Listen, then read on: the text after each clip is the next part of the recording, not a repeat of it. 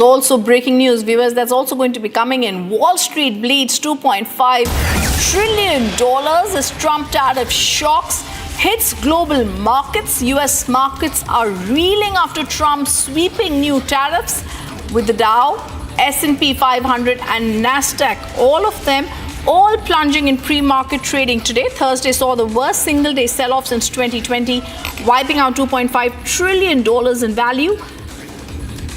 And fears of a full-blown trade war. Dow futures dropped over 350 points, while S&P 500 and Nasdaq contracts continued their descent, driven by panic over reciprocal tariffs and economic uncertainty. Despite the chaos, Trump stood firm abroad.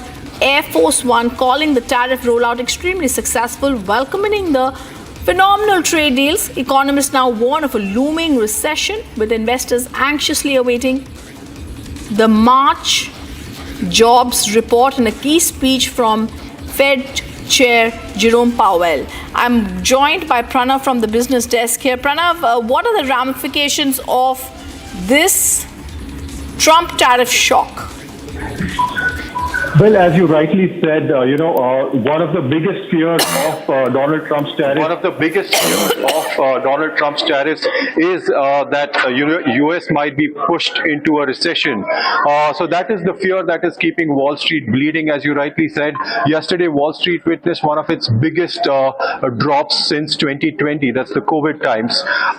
And what has added fuel to those fears today is China imposing 34% tariffs on U.S. imports in to China. So that necessarily means two things. One is that it will make products in the U.S. expensive, and secondly, it will be the start of a trade war that China has now triggered by reacting to the U.S. decision of imposing tariffs. But this becomes very crucial, Pranav. Like you said, China retaliates against Trump with 34% tariff on U.S. goods.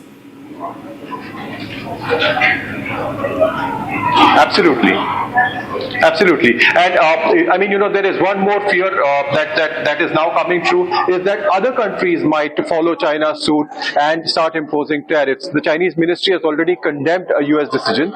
Analysts are though hopeful that this might work in India's favor, but we need to see as to how it goes, because if what works out to be bad for China works out to be a good move for India, the Indian markets might perform better. The Indian companies might get better opportunities in terms of supplies and raw materials to the U.S.